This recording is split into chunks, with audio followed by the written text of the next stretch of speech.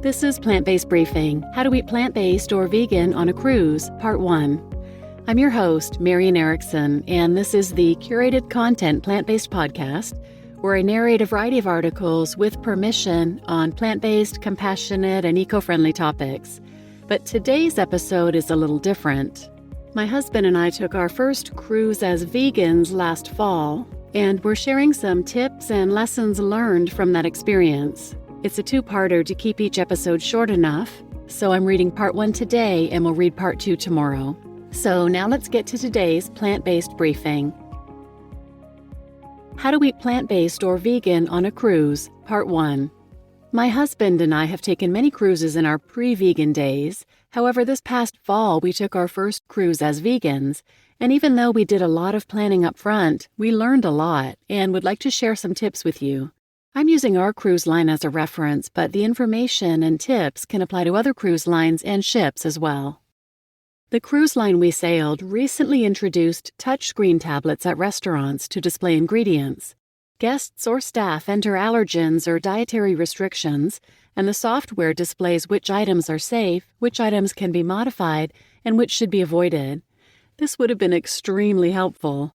One of the challenges we had was trusting the staff when they told us what ingredients were in things, as we often received different answers based on who or when we asked. So this ingredient software is wonderful, but it's not available on most cruise lines, and while it's newly available on this cruise line, it's only available in person while you're on the ship, not available online for planning purposes ahead of time.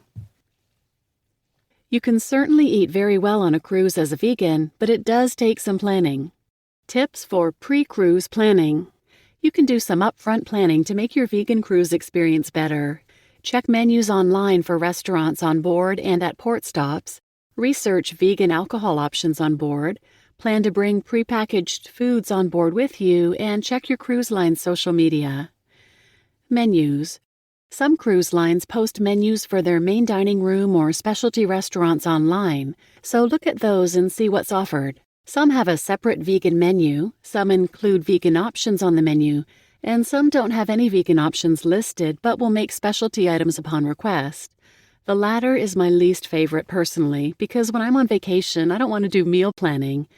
But if that's what you're left with, think about what things you could ask for, like a simple pasta primavera or pasta with marinara sauce. Usually the first night, since they don't know your dietary needs, will be more challenging, but then they'll have more time to prepare. And don't forget to check restaurant options at the ports where the ship will stop, and the home port if you're arriving before the sail date. HappyCow.com or the Happy Cow app is a great resource for this. What about alcohol? If alcoholic beverages appeal to you, look at the offerings on each menu, then determine which ones are vegan. Using a website like barnivore.com helps with this process. If you can't find a particular drink on Barnivore, try Googling the name and asking if it's vegan. If nothing can be found confirming that it is vegan, the safe bet is to assume it's not. Most beers and many liquors are vegan, but check your favorites if you haven't already. Most wines are not vegan. We found that some vegan wines were offered only at specific bars and restaurants on our ship, so either make a note of what's available where or just have a master list and ask for any of those. Some vegan wines may only be offered by the bottle and not by the glass, and some may not be included in a drinks package. If you have internet access on the ship, you can also do this on board. For more on vegan alcohol, check out episode 263, Your Ultimate Guide to Vegan Alcohol, How to Choose Vegan Beer, Wine, and Spirits, linked in the show notes. Bringing food on board. Most cruise lines will allow you to bring prepackaged food on board as long as it's in the original sealed packaging. No fresh fruit or homemade items are allowed, but be sure to check with your cruise line to confirm their policies for bringing food on board. Think about salad dressings, vegan mayo, cream cheese or butter for bagels, creamer for your coffee, or cheese slices for burgers.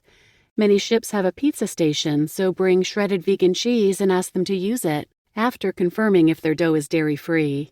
And don't forget Ziploc bags and containers to preserve items once they're opened, and small containers to take your salad dressings, mayo, or other items with you to your meal.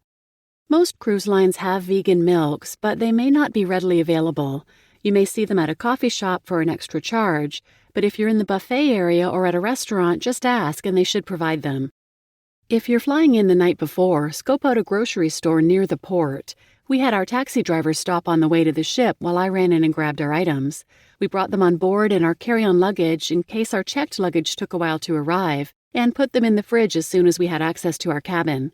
But check with your cruise line to see if they require the items to be in your checked luggage.